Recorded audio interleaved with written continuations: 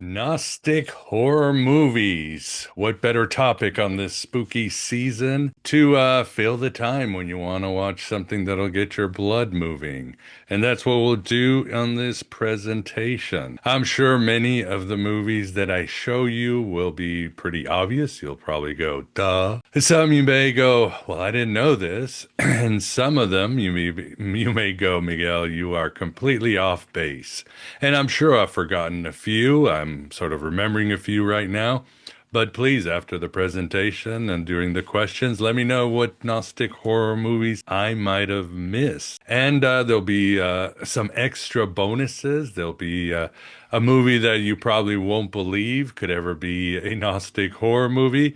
And also, very briefly, I will make the argument that both science fiction and horror started with Gnostic thought. It had a Gnostic scaffolding or foundation. So that's what we will have now, and I hope you don't get too many jump scares. I've divided the movies into these different categories to make it easier. We'll deal with cosmic horror, mind parasites, Wetiko, religious horror with obviously a Gnostic slant, Gnostic children and young adult horror, and then we will deal with streaming series because TV series have put out some very good horror in the last decade or so, and many are certainly pregnant with Gnostic thought and theme. Then I will do the honorable mentions and miscellaneous, and this is basically for those that I just didn't know where to put. They didn't seem to fit in the other categories, or they definitely don't fit the other categories, and this is where I put them. So let's get started. We will start with cosmic horror. And you guys have heard me many times talk about how Gnosticism and science fiction are almost joined at the hip.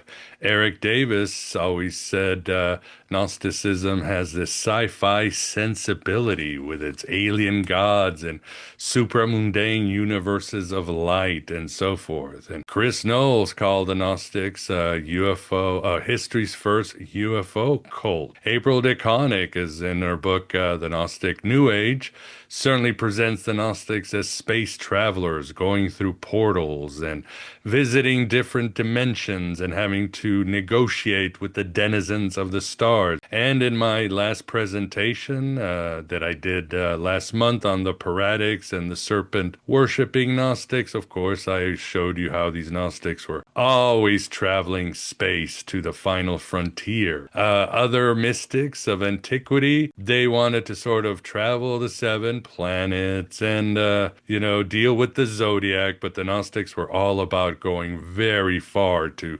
stargates in the Virgo and the Draco constellation and so forth. So they certainly have this sci-fi sensibility, and they certainly have the cosmic horror too, because cosmic horror, this subgenre of science fiction, deals with these quote-unquote denizens of the stars, what's out there and how we could be in a little trouble. And the subgenre is pretty simple. We're fine doing our stuff. We're humanity. Evolution is going great. We think we've got science down. We really think we're the apex creature of this universe, but we go out into space too far because we want to find things, or we explore too far into nature and distant lands, or we excavate too much, or we go down into the basement of some small town and whoops, we find out that we are far from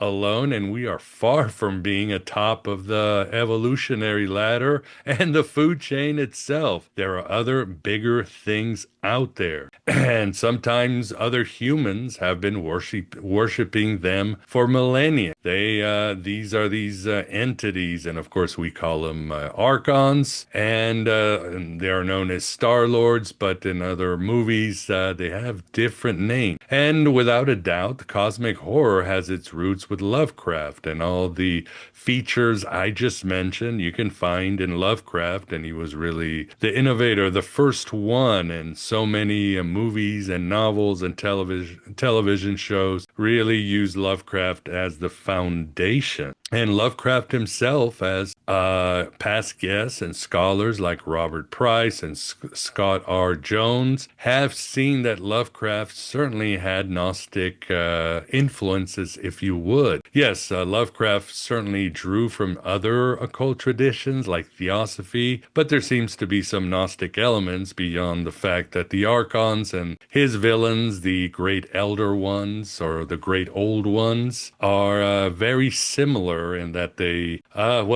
rule us, they likely seated us, and they often think of us as slaves at best or chattel at worst. We are what's for dinner, if you would. But one interesting fact in the Lovecraft mythos is that of Azathoth. To Lovecraft, Azathoth was the supreme being of the universe. He was this amorphous, amoeba-like creature that lived at the center of the universe, and he was the one that gave birth to everything. And he was just there all alone in the middle of the universe with this flopping horde of mindless and amorphous dancers, lulled by the thin, monotonous piping of a demonic flute held in nameless paws. And in his story, The Haunter of the Dark, Lovecraft himself calls Azathoth the blind idiot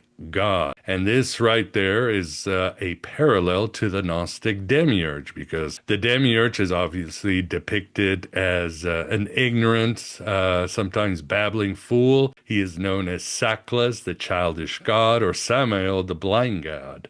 So right there you've got, you definitely have a parallel between these two forces and the archons that they rule and what they do to humanity. And there's other ones like Cthulhu being he's the only great elder one who's half human or has humanoid characteristics, so he's half man, half God, so he's sort of this inverted Jesus. And the idea of Lovecraft that we have to wake up to the reality of the universe, and that Cthulhu is bringing sort of a dream into the world. So there's other Gnostic elements, but these are the main ones we can deal with. And Stephen Snyder, in his book The Minotaur, which is his book about Stanley Kubrick, he writes, Gnosticism and Neoplatonism have been described as the world's first ancient astronaut religions. And I think that's true. So there you have the science fiction, the cosmic horror, and the Lovecraftian vibe with Gnosticism and vice versa. To make my point even stronger and to crystallize what I'm saying,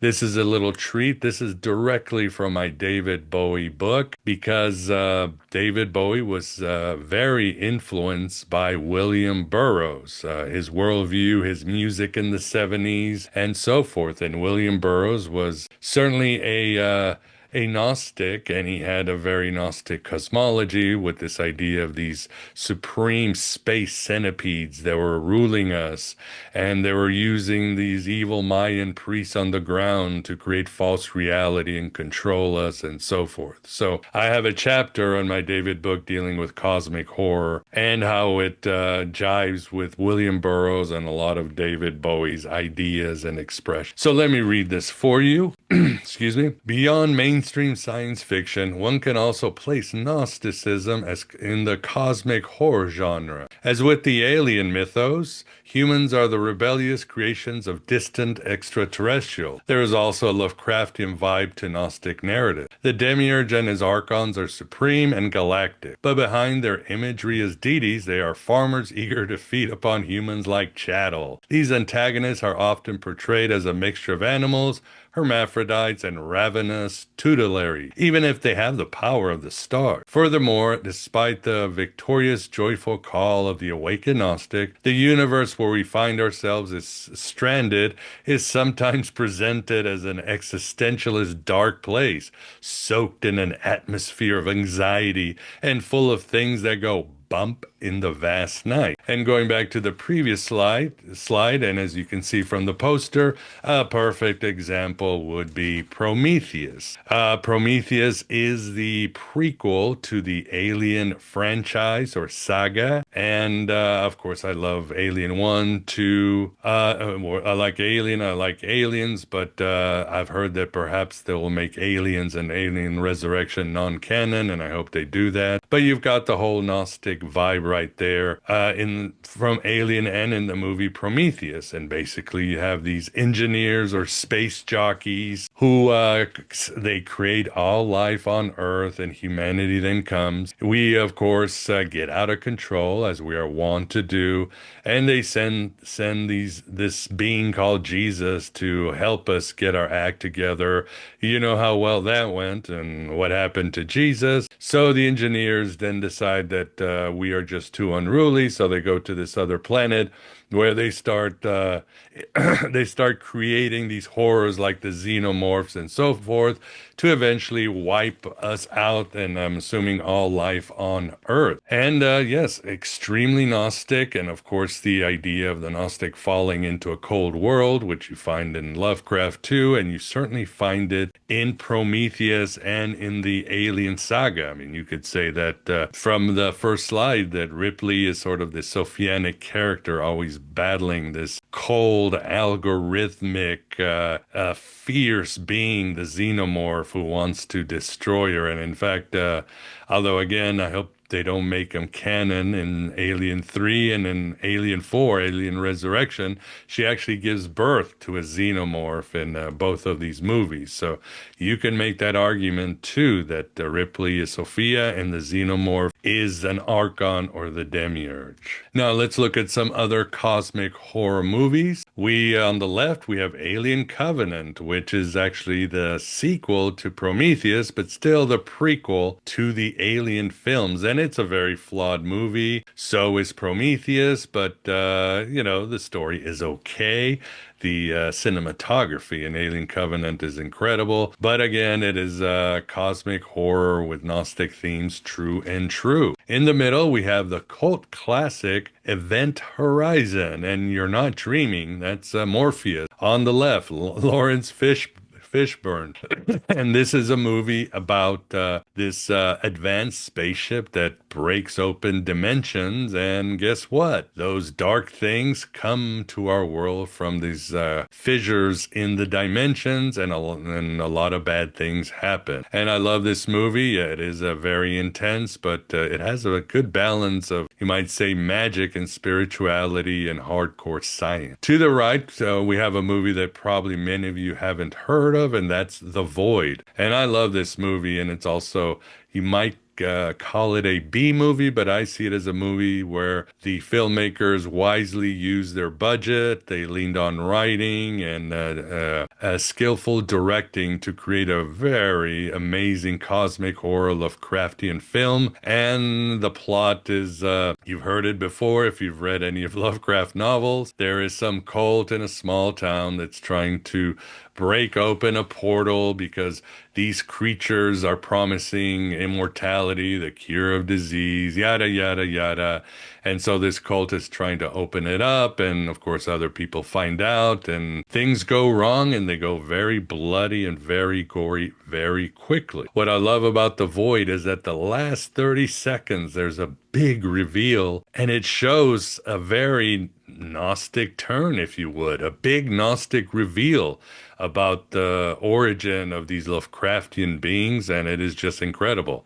I'm not going to give it away, but if you have a chance, watch The Void. But be sure you're one of those people who can handle body horror and gore and all that, because it's, again, very intense, as some horror movies are meant to be. Other cosmic horror movies, on the left, we've got Nicolas Cage in Color Out of Space, and that is directed by Richard Stanley, who the great Cathar anthropologist, who's been a guest on Aeon Byte a couple of times, and I feel this is probably the best Lovecraft adaptation ever. It's a direct adaptation from Lovecraft's story, Color Out of Space. And this one isn't that. I think it's PG-13. And instead of horrors, you have these aliens more like invading energy forces and so forth, taking over the Earth, not the Earl. In the middle, we've got it. This one always has to be said, and that is The Thing, John Carpenter's 1982 classic. Not just one of the best cosmic horror movies, but really probably one of the best horror and or science fiction movies ever. It's just incredible, even if the plot seems to be simply invading creatures that are taking over in Antarctica and can mimic other life forms. But yeah, gotta mention John Carpenter's The Thing. To the right, we've got Alex Garland, who did Ex Machina. So he certainly knows his Gnostic themes if you watch Ex Machina, but he also did Annihilation, which is an excellent, excellent film. And it's kind of like The Color Out of Space, where the invading forces are more like energy forms that alter DNA and other living creatures, as it's sort of more of an infestation type takeover. Not like The Thing where there are creatures, but this is more of an energy invade and warp the very fabric of reality. And Color Out of Space has that same theme, if you would. So these are some films for you, but now we are going to move into mind parasites or Wetiko. This is a subgenre of cosmic horror, so it's a subgenre of science fiction, although it has evolved into more spiritual places recently. But all these ideas or concepts of the mind parasites or Wetiko really start with the Gnostic counterfeit spirit thousands of years ago. And you find this concept in such texts as the Pistis Sophia or the Secret Book of John. And basically it goes that the demiurge and his archons, they know that they can't seem to control humanity completely, no matter what they do, whether it's through terror, whether it's through false realities or fake paradises. So they devise their most insidious plan ever. This is what's going to make them completely control those pesky humans on planet Earth. And that is a counterfeit spirit, also known as the fake Holy Spirit or our fake self. And this entity or this program, if you would, this virus is implanted as soon as we're born and sort of sticks to our soul, or you can call it psyche. Psyche is Greek for soul, and it is basically what messes us up. The counterfeit spirit makes sure that we don't see the light, that we don't worship the right divinity, that we choose to make the lesser choices in our life, or that we make dumb mistakes, or that we're always preoccupied or leaning towards materiality. And even our very fate is encoded in the counterfeit spirit, our mistakes, our dooms, and everything. And it's almost impossible to get this energy or entity or programming out of our minds. So this has certainly worked very well in different forms in the mind parasite subgenre or in horror movies. as the example I'm using here on the left, and that is the movie Smile, which came out a few years ago and made a ton of money. And it even has a sequel, and both are pretty solid movies. I think they lean too much on jump scares, kind of gory here and there, but the concept is straight out of Wetiko or the mind parasite or the counterfeit spirit. The plot is basically there's this entity who is able to invade people's minds, and it does what the counterfeit spirit does. It makes them see reality in a false way. It fools them. It makes them commit horrible acts or stupid acts, and slowly it makes the person basically devolve and destroy themselves, and it just feeds off their loosh. It takes their energy and their very soul away little by little until the person is just a husk. And then it's time to do its smile, which means it needs to look for another host. But that's all I'm going to say. But this is definitely a mind parasite with Tico. And yes, again, this is more supernatural. In a lot of these, in this genre, the Wetiko simply is not even enslaving humans, but actually feeding off of them. Although obviously the Archons and the Demiurge feed off of our divine spark, so still very Gnostic if you ask me. And again, this is from my David Bowie book, so I'll read it for you to give you again, drive the point in and make sure you don't have one if you've noticed a headache or you're seeing things that aren't real. But anyway, the Wetiko counterfeit spirit mind parasite is a subgenre of cosmic horror, and you can see it in literature in the works of Carlos Castañeda and Colin Wilson, especially in his novel aptly titled The Mind Parasite. In more modern times, one might look at the ideas of neo-Gnostics David Icke or John Lamb Lash, who frame Gnosticism within an extraterrestrial saga. In short, this subgenre, or more like alternative science, psychological hypothesis, claims that some sort of alien, supernatural, interdimensional creature invades the mind and, as a host, either controls it or feeds on it. These beings never have noble intentions. Paul Levy associates the Gnostics with his Wetiko concept, a marauding, destructive mind parasite or virus encountered across many cultures and mythology. He writes, multi-dimensional phenomenon like Wetiko have inspired many names throughout history, yet any one name can't possibly capture all of its multiple aspects. And so to find the name for this parasite of the mind that we are dealing with is important, for it helps us get a handle on it and how it operates. Yes, knowing the name is half the battle. So here's a couple of examples. Again, this is also a movie kind of recent. I think it came out in the teens, and it's called It Follows. I don't want to give too much of the plot, but again, it's this being that just seems to terrorize its victim and then jumps around from host to host. It's got a few different wrinkles than Smile, but they have to do with sex and relationships. But that's all I say. We don't really find out if the villain, the monster in It Follows, is supernatural or an alien. Although the creator David Robert Mitchell says that he's working on the sequel called They Follow, and hopefully we'll find out more about his concept of Wetiko. To the right, you've got the Australian film Talk to Me that came out a few years ago and made a ton of money, like Smile, and this starts out, or it seems to be, the classic mummified hand that has a spirit in it. And basically, you say the right words and the spirit will come and take over you. Then it will control you and talk through you for 90 seconds. But if you say the right incantation, it goes right into the hand again. And guess what? A group of Gen Zs get a hold of the hand and they do the logical thing. No, I don't say they go to a church or they put it in a museum. They put it on social media. They stream these possessions on Instagram and TikTok because they think it's funny having this thing possess you.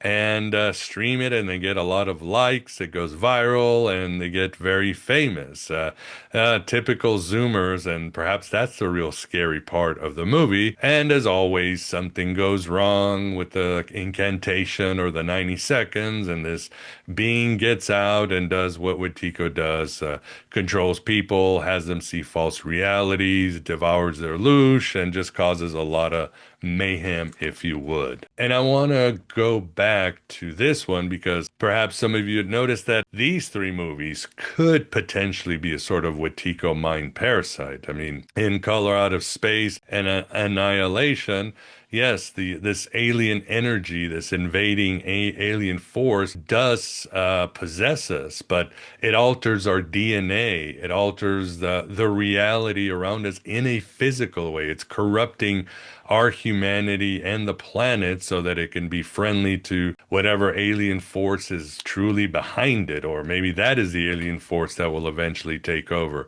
So you could make an argument that these two movies are a sort of Wetiko mind parasite. The thing that's kind of hard because I did go down the Reddit rabbit hole, and there's many debates and posts, and a majority of Redditors think that no, in John Carpenter's movie, if this alien touches you or takes over you, you are conscious just for a little bit, but eventually it just snuffs out your consciousness and just completely pretends that it's you. So the invasion is very short, so it's not really mind parasite, if you would. But again, there is certainly an overlap in these genres, as there always is with horror, science fiction, and gothic and so forth. Next, we'll move on to religious horror, which has always been popular and it's always making a lot of money, whether it's movies you're familiar with like The Exorcist or The Omen, or even today Insidious and all of its satellite movies that just make a ton of money. These are always popular, probably because we know deep down inside that they are true. I think the latest one is the Conjuring. That's one that just made a ton of money this year, and it's just the latest in a tradition that doesn't seem to be running out of steam. And of course, you know the plot, all about demons, and there is definitely possession and yada yada, and the demons talk in Latin and so forth. But something that Hollywood has done is, you know, to keep it spicy and bring other features to religious horror, is add some Gnostic elements to it. And again, it's kind of marginal. It's not loyal to Gnosticism, but it just looks good and adds, again, a little extra oomph and new wrinkles to the religious horror genre. The best example might be the 1999 movie Stigmata. And this came out, yeah, during that time when there was a lot of Gnostic-themed movies. Remember at the end of the millennium with The Matrix and Dark City and The Truman Show and 13th Floor and so many others? You could put this there because this certainly overtly uses Gnostic themes. And the plot is that you have Patricia Arquette, who seems to be possessed by this priest, by the ghost of this priest who has this amazing secret. And the church finds out and wants to stop her from stop this secret from coming out and so forth. And basically, what is this secret? Well, according to the movie, there's this forbidden text that's been hidden, and this priest found out about it, and the church doesn't want this text to go out because it could destroy the entire structure of the Catholic Church. And the text is, yes, it's the Gospel of Thomas. That's the MacGuffin in this movie. In fact, the Gospel of Thomas 77 is quoted often in this movie that says, "Lift up the stone and you will find me there. Split a piece of wood, I am there." In other words, the big secret is that we don't need priests or churches, that we can find Jesus out there in the woods, out there in nature, and we can directly experience Jesus. All we have to do is lift up a stone, split a piece of wood. Jesus is everywhere. So it's a fun movie, but of course, as you probably know, it's not like even in the late 90s that the Gospel of Thomas would have been a threat to the Catholic Church. The Church already knew about the Gospel of Thomas for centuries. The Church's stance was that the gospel is still that the Gospel of Thomas is a valuable historical document, but that it is not a theological document, and it's no problem if anybody reads the Gospel of Thomas. But again, Hollywood's gonna Hollywood, right? Another two examples is on the left, we've got When Evil Lurks. And this is one of my favorite horror movies of all time. It's an Argentinian movie, but it is very visceral, very gory, very disturbing. It really pushes the boundaries that even Americans won't push. But it's still an incredible horror movie, and it has its own sustaining mythos. And it basically says that the demons or archons or entities invade Earth, and they can possess a person. Yet when they possess a person, it's kind of like The Thing. It's different. It's not like, The Exorcist. Oh, well, you've taken over a girl and she's just going to be a pain in the butt and so forth. No, these demons are actually, this demon, when they possess somebody, is contagious. If you touch it, you become part of the demon. It takes over you, whatever, it touches or sometimes even looks at. If the demon looks at a goat, like in the movie, the goat becomes part of its power and so forth. So it's very, very scary. It's almost like this demon is infectious. It takes over, like in the movie The Thing and so forth. It creates a colony. Now in the movie, humanity can't do anything when these demons come, and you can't even kill one, because if you kill the body that is hosting this demon, the demon will come out in full force and can literally take over the world. So what can you do? And it even explains how the church lost faith. It had no power when these demons would come. And it talks about how God is dead, and you wonder, is it metaphoric, or perhaps these entities were even more powerful than Yahweh and just pushed him away, kicked him out? And basically, it's all about whenever these demons are so powerful that it can escape and rule the world. So, but what happens is that you have these characters called the serpent monks who come and save the day. And that, to me, that's what made me pause, because again, going back to my presentation on the paratics, I went over how the Gnostics, many sects, they worshiped the serpent, they were obsessed with the serpent, they believed in the serpent powers and magic and so forth. The serpent was just essential to their theology. So when I heard serpent monks, monk being a sort of Christian, I was like, perhaps the Gnostics came and saved the day. How did they save the day? Well, they brought this contraption, and there's this machine with the levers and the gears, and it's golden.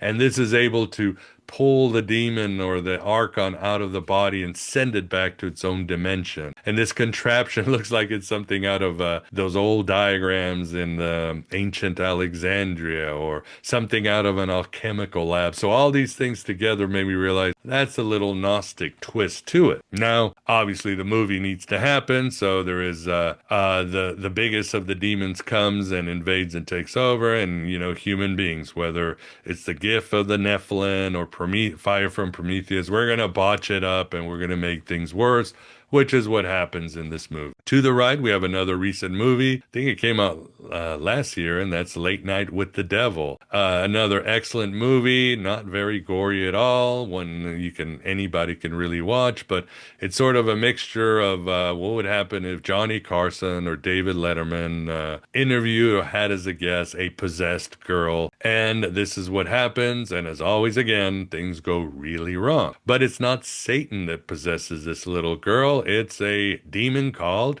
yes, Abraxas. That's the main villain in this show.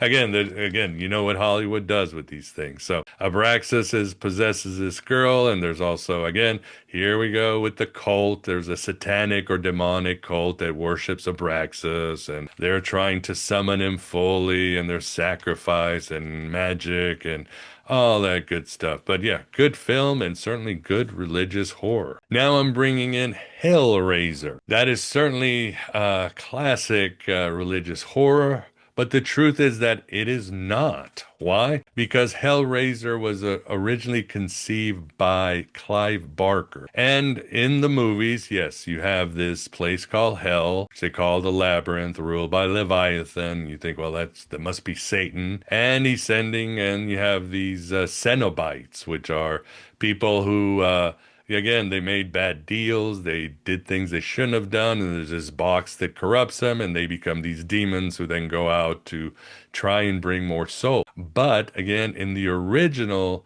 concept of Barker, Leviathan was not some demon. He was actually the first principle of the universe of reality. And the labyrinth was a place of order. It wasn't even hell. It was a place where everything was in harmony, everything was mathematically correct and balanced, and the geometry was fine, and everything was great. But suddenly, for some reason, chaos came out. It broke out, and chaos grew and went to its own dimension and kept growing. And suddenly, we humans appeared, and we are the culmination of chaos. So Leviathan is not happy because this is just, he doesn't like chaos. So the Cenobites are actually these interdimensional beings who are coming to plant the seeds of doom in humanity, and hopefully humanity will destroy itself and the world, and then this other dimension will collapse, and Leviathan will be happy in his universe, in his dimension of order. So it is not really religious horror, but it is. But I think the point I wanted to bring is this idea that how Clive Barker does the Gnostic thing by inverting these ancient mythologies, because in the original mythologies, chaos is usually first. And again, I talked about it in my last presentation, where you have chaos, and in the Egyptian myth, Atum, the great serpent, rises from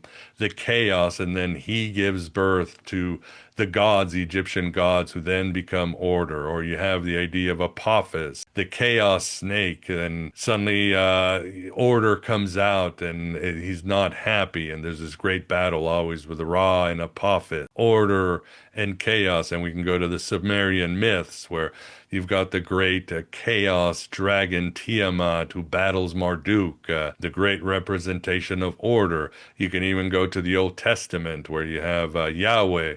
He's battling Leviathan and other chaos serpents, if you would, and so forth. So you have this dichotomy, and as I've said, it's really about balance. In fact, I would say that any gnosis really is about balance, understanding the light and the dark, the two forces. It's very Taoist, and I think the Egyptians knew that. Obviously, the Gnostics really drew from the myth of Atum, and they understood that we have to recognize the darkness and the light and separate them and hold them up. What does the Gospel of Philip say?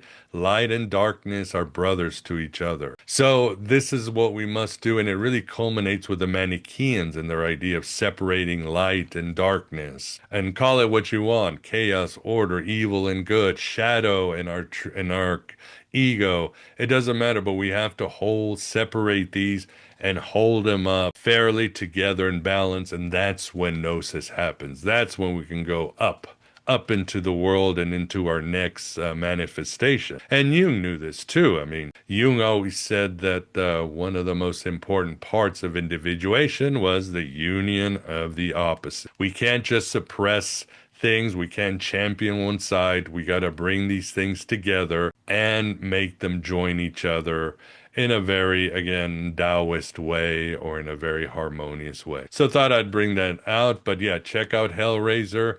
Check out just Hellraiser 1, 2, and 3. The other ones, oh my God, they're terrible. I mean, the horror is, again, the bad acting, and the plots is just horrible what they did to this franchise. And I didn't like the reboot on Hulu very much, but Hellraiser 1, 2, and 3, pretty cool. Let's move on to children and young adult horror. To the left, we got what is my favorite children's horror, or even a children movie, I would say, and that is Coraline, Neil Gaiman's Coraline. It's based on his book, and then they adapted it into a movie.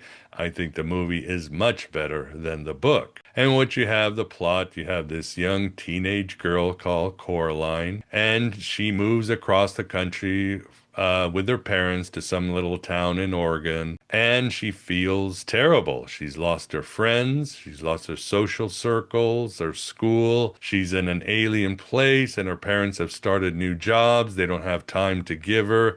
So she's lost. But then she is sort of finds a portal, and she's kind of in quote unquote invited through this portal to a new dimension, to this world that looks very much like her world, like Coraline's world. And this world is ruled by not her mother, but this being called the other mother. And it's just like her mother, except she has buttons for eyes. And yes, if you're thinking Samuel the blind god, you're not wrong. So this other mother offers Coraline everything she wants that her mother can't give her right now. But as we know, this is all probably not right. And in fact, this world, this parallel world, is basically shadow. It's basically shadow that this other mother has formed. Very much like in the Gnostic works, the demiurge can't create on his own, and he has to shape this world of chaos and copy the pleroma. That's all he can do, replicate. And this is what happens. And of course, this other dimension isn't sustained on its own.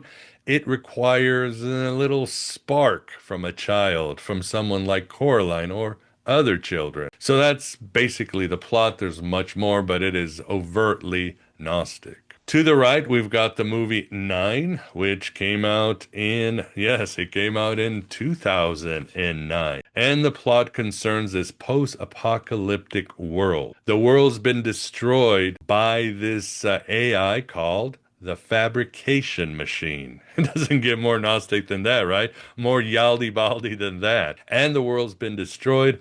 And the only creatures or sentient creatures that are left are these little dolls called Stitch Punks. And these Stitch Punks realize, well, who are we? Why are we even here? It's a disaster. So they go on this quest to find answers and perhaps defeat the fabrication machine. And of course, there's big reveals. They found out that they are much more than these little sentient dolls, and there's all these other big reveals. But it's a wonderful Gnostic children's movie with great themes of remembrance and transcendence and even compassion. So the other two films you probably know very well, and you might be asking, well, what's Gnostic about this? And that's, yes, Alice in Wonderland and The Wizard of Oz. Well, let me make my case. Let me explain. No time. Let me sum up. Well, both movies obviously have the theme that is very prevalent in ancient mythology, and that is the goddess falling to the world. Whether it's Cybele falling from heaven, Inanna falling into the underworld, or Isis falling from the place of the gods to search for Osiris. This theme is there over and over again, and Plato said the soul is a female and she must fall down into the world to go on her own adventure, and so forth. And Sophia certainly falls into this trope.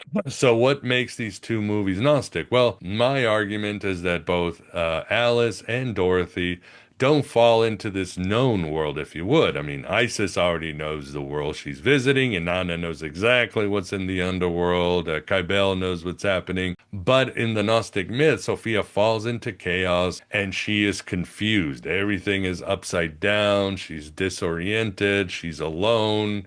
She's just in a mess. But that happens when you squeeze infinity into a finite place, right? And in both of these movies, that's exactly what happens. Alice and Dorothy fall into this world, and this world makes no sense. The rules are warped, they're changed, the figures are nothing like her world, logic is out the door, and so forth. Even if they're children, it makes no sense. So I argue that both of them are closer to the Gnostic Sophia than they are to other goddesses. And obviously the creators of these stories probably had this great ancient myth or Plato on their mind. I mean, we know that Frank Baum, who wrote the Oz series, was a theosophist. We know that Lewis Carroll was a member of the Psychical Research Society for Psychical Research, and he was an acquaintance or friend of Samuel Liddell Mathers, who was a prominent member of the Golden Dawn. And Mathers was also a relative of Alice Liddell, who was the inspiration for Alice's adventures in Wonderland. And let's not get into the relationship of those two because we would go into a very dark rabbit hole, I feel. But also, too, on my website, The God Above God, Vance himself wrote a very good and thorough article about the Gnostic themes in The Wizard of Oz. He goes into other parts too. Obviously, The Wizard of Oz has the demiurge character, the wizard himself, the man behind the curtain, if you would. And he's not exactly the Sethian demiurge. He's more of like the friendly but bumbling demiurge of the Valentinians. But check it out. I'll either put it on the show notes or if Vance wants to put it in the chat. Good article that goes more into the Gnostic themes of The Wizard of Oz. Let's get into some streaming series. Now, again, streaming and television has put out some great series and great horror series, and many of them have Gnostic theme. We'll go to the one on the left, which is Fedia. And I have been using those for a lot of the clips for introductions on Aeon Byte Live. But it's basically, well, let's get real. It's a Spanish series, and it's your typical Lovecraft fare, if you would. There's a small Spanish town, and then there's a cult who's doing all these rituals, and they're trying to summon this supernatural being that will help them be immortal, cure disease. Yes, you've heard it all before. But in Feria, this cult is completely dressed with Gnosticism. I even say they are a Gnostic cult, even though, again, they're really Lovecraftian. But yes, they are Gnostic. They read the Gospel of Philip, the Gospel of Thomas. They quote Thunder Perfect Mind. The being who's going to come across is not Cthulhu. It's actually Yaldabaoth, and he's going to help the cult. The protagonist, her name is Sophia, and the cult, of course, wants her for some sacrifice. There are archons, but they double more as mind parasites as they come to our dimension, and they have to live inside somebody's brain and control them and feed off of them.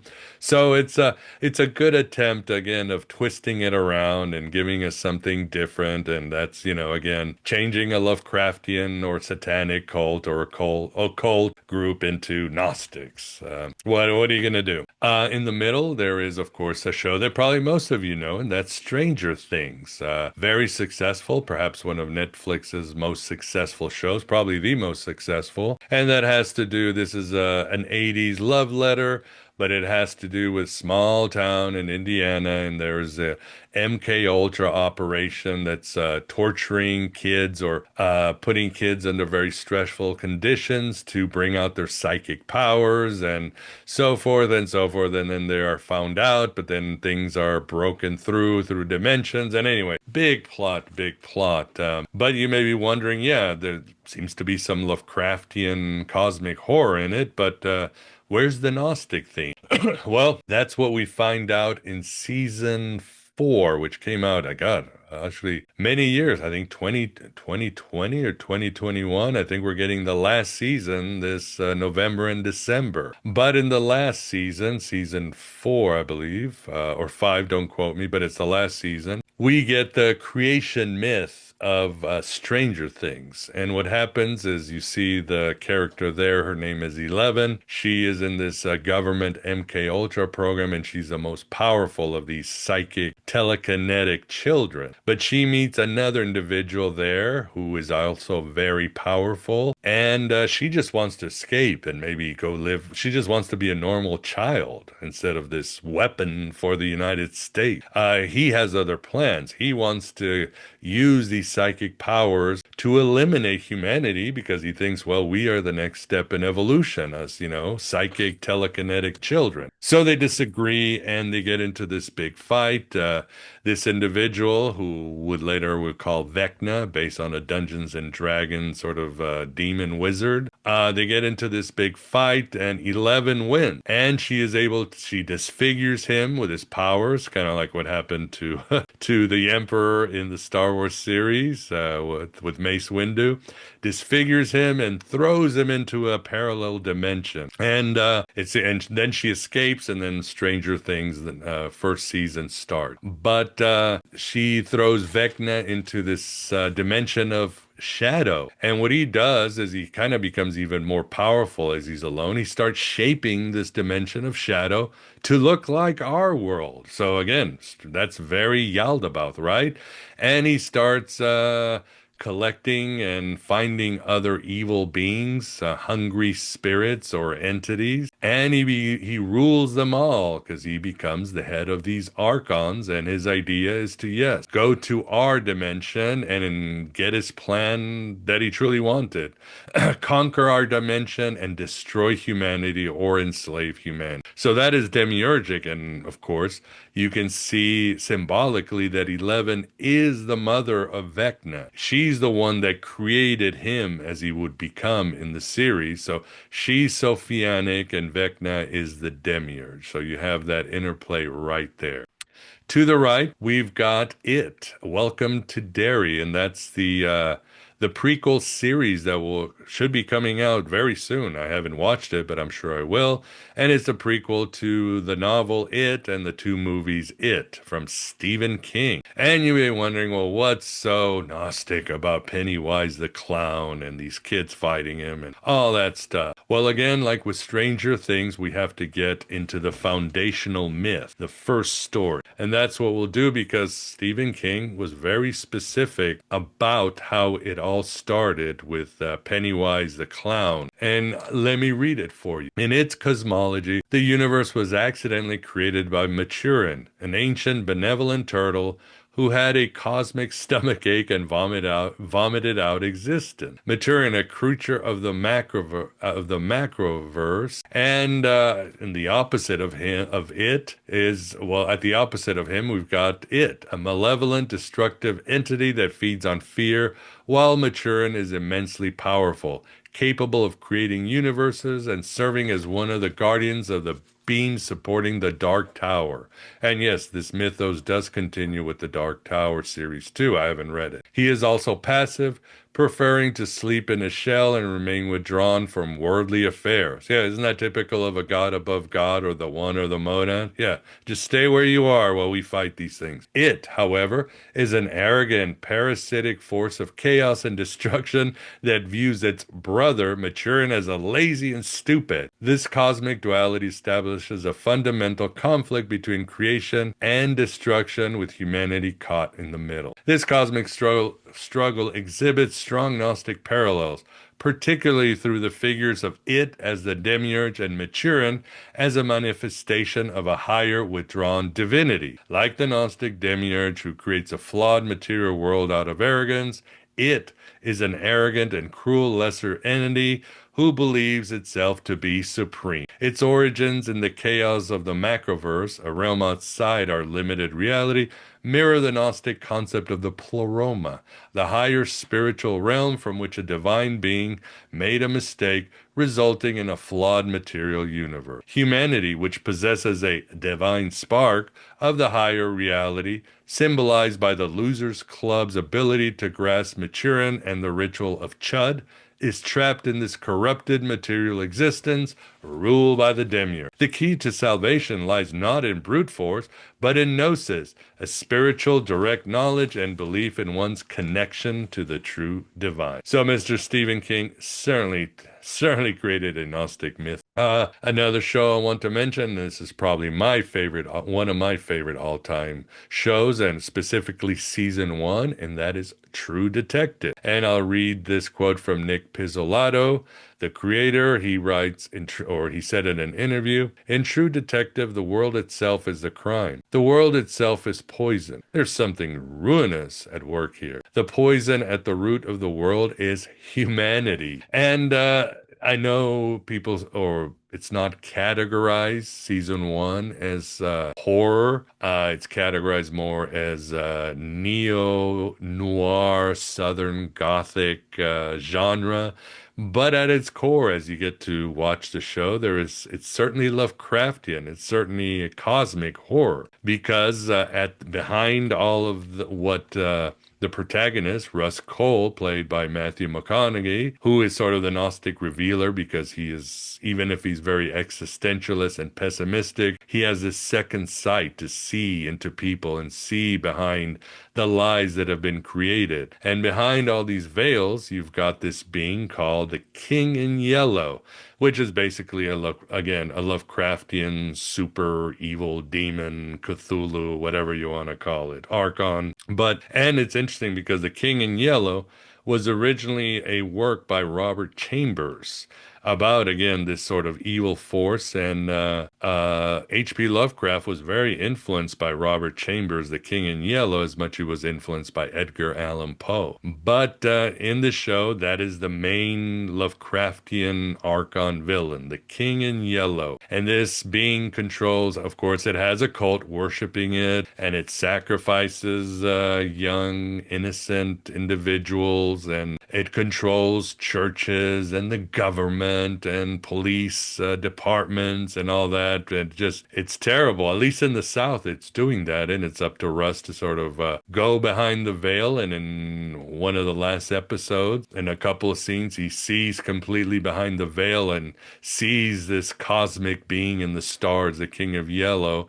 But he also sees that there are forces of light that are trying to help humanity and help them escape the evil King in Yellow. So very Gnostic series, and certainly very Lovecraftian at its heart, and very intense. Again, it should be horror. There are some scenes which are extremely disturbing and gory. Let's get into some honorable mentions, or the miscellaneous part. To the left, we've got Mother, starring Jennifer Lawrence and Javier Bardem, and it is directed and created by Darren Aronofsky. And Darren Aronofsky is obviously no stranger to Gnosticism, although he leans more towards the Kabbalistic themes, which he does in his movie The Fountain and Pi, but he certainly has a very Jungian film in Black Swan. In this one, I think he taps into the Zohar, because on the surface, it's a young couple, they're married, they move to a house, she's pregnant, and God, it seems like a dream, but then things start to unravel and it becomes a nightmare, and it turns quickly into a very metaphoric, supernatural nightmare. And basically, the foundation is that in a lot of the Kabbalistic writings, the divine feminine, she is the space, she is the womb, the scaffolding where all creation can happen. She is being, and the male part, the male god, is becoming. So she offers the space for things to happen, the Shekinah or Bina. And the creator God, he's the one who penetrates and probes and shapes and creates and all that. But the problem according to the Kabbalah, and certainly in the movie, is that he always ends up botching things up. He goes too far, and then the cycle continues, and she's the one that is always suffering because she has wisdom in this creator God. He's just playing around like a boy. He has no wisdom and no gnosis. So good flick, and certainly very Kabbalistic. In the middle, we've got a 2001 film with Nicole Kidman called The Others. And this is about a family in a mansion who are waiting for the father to come back from World War II. But oddly, they live in darkness in the house. There's a fog outside. So the Nicole Kidman character soon finds out that reality is not what she thought it was, and she and her children are not what they thought the whole time. And according to scholar Friedrich Kwiatkowski, this is a very Valentinian movie because it plays with the idea of, again, false reality, self-knowledge, demiurges, and all that. But it goes more Valentinian, specifically the Gospel of Truth, because in the Gospel of Truth, the aeons are emanating. They have a little doubt or pause, and suddenly this fog grows from their doubt, from their lack of faith, and this fog envelops them, and they fall, and they, of course, become us in the material world. And basically, we are aeons that are in a fog. We can't see through it. And that's very Valentinian, and that's sort of the themes that this movie plays with pretty well. To the right, well, what do you want me to say? Again, we're bringing in John Carpenter and his another one of his classics, and that's They Live. I mean, I don't even have to explain anything. It's one of the most Gnostic movies ever. It's also one of the greatest horror movies ever, or UFO alien invasion movies ever. In fact, it's not even a movie, I've joked, we've all joked, it's more of one of the great documentaries of our time. So that's all I can say about They Live. If you haven't watched it, you really need to watch it because you won't be watching a movie. You'll be watching our world as it is right now, probably. Honorable mentions now, one more, but of course, and a little side note here. um, you may be wondering how somebody like Stephen King or John Carpenter comes up with these Gnostic themes, and and especially we have no evidence that they ever studied it. Unlike Neil Gaiman, who quotes Gnostic sects and ideas, who he obviously studied it. Same with Clive Barker. But what about them? And that's takes me to this great quote by Stephen Heller, who says every serious artist is already half a Gnostic. In other words, if you go down into the shadow, into the unconscious, into the distant places of humanity or the forgotten places, you're going to run into some Gnostic themes because it just seems true. It just works. How the Gnostics view reality, how they viewed evil, how they viewed the structure of the psyche and the universe. You're gonna you become half a Gnostic, and that's what happens with many of these writers throughout history. And it doesn't mean that Stephen King embraces or advocates or endorses any Gnostic thought, but as an artist, you go down, you're gonna come up with some Gnostic themes. It's inevitable. And his other Gnostic expression is the 80s movie The Lawnmower Man, which has this individual who has a mental disability, and we bring in, yes, AI and yeah, all the stuff we're worried about today, cyber worlds, virtual worlds, and he goes through this experiment to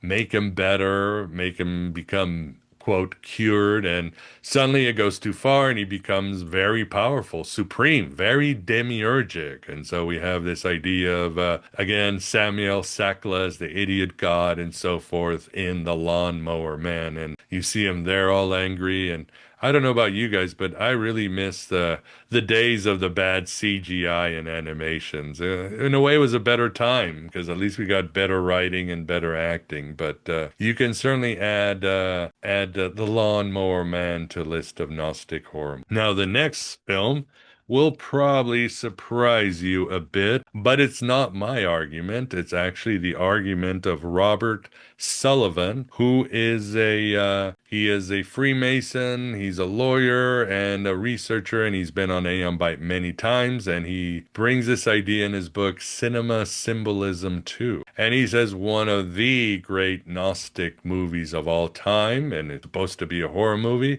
and that is Glen or Glenda by Ed Wood, 1953. As you know, Ed Wood is considered one of the worst directors in Hollywood. He also did the great Plan 9 from Outer Space, but Glen or Glenda is a Gnostic tale. So I will more or less, I summarize his argument, and it goes, credited simply as scientist, Bela Lugosi plays a demiurge figure who manipulates humanity, pull the string to somewhere where he sees as mistakes, including cross-dressing women. While trying to explain and rationalize transvestism, he claims that errors are inevitable in the material world and urges people to dance to which one is created for, crushing individuality in the process. His experimentation with human identity serves only his ego. Echoing Gnostic Manichaean ideas of spirit versus matter and light versus dark, he defines the film's heroes in paradoxical terms. One is wrong because he does right, and one is right because he does wrong.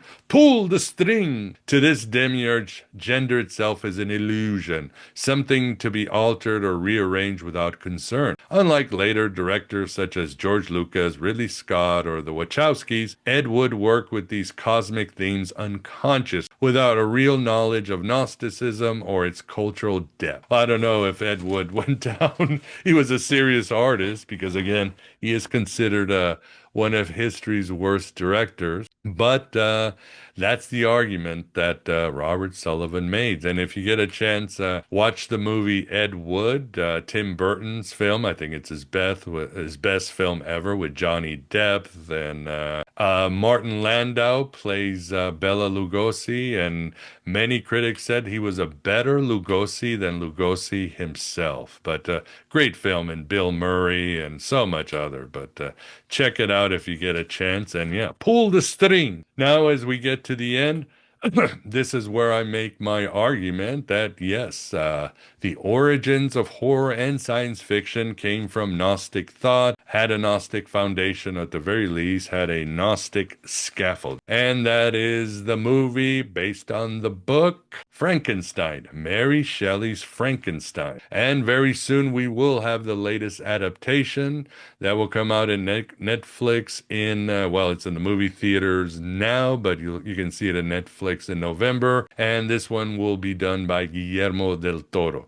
There have been many Frankenstein films, and very few are actually loyal to Mary Shelley's novel that came out in the early 19th century that's considered the genesis of horror and or science fiction. And the book is also, as often was titled, The Modern Prometheus. Now, I won't get into the plot, but here are the Gnostic elements of Frankenstein. Ambitious but neglectful Victor Frankenstein acts as a Gnostic demiurge, creating a flawed and miserable material world, the creature out of arrogance, not out of divine love. The creature embodies the Gnostic belief that the material world is inherently corrupt and that the, quote, spirit, the creature's innate goodness, is trapped within a repellent body and abandoned by its maker. When reading Paradise Lost, the creature sees himself as both a wretched Adam, created and then spurned, and a fallen angel like Satan, driven to evil after being rejected by his God. The creature's profound suffering and isolation in the physical world reflect the Gnostic view of material existence as a painful prison from which spiritual enlightenment offers escape. By reinterpreting creation myths, it critiques the conventional idea of a benevolent creator and implies that a creation has a right to rebel against a neglectful or malevolent, quote, divine authority. And again, scholars like Eric G. Wilson and others have noticed the very powerful Gnostic themes in Mary Shelley's work, and she obviously was connected to some esoteric and occult groups and so forth. So that's the argument, and we are now at the end. Let me know your questions or what Gnostic movies I might have missed. And of course, don't forget to pull the string. Pull the string. Way to go, Bela Lugosi. Join the Finding Hermes program for more content like this. One fun monthly QA and one Gnostic presentation.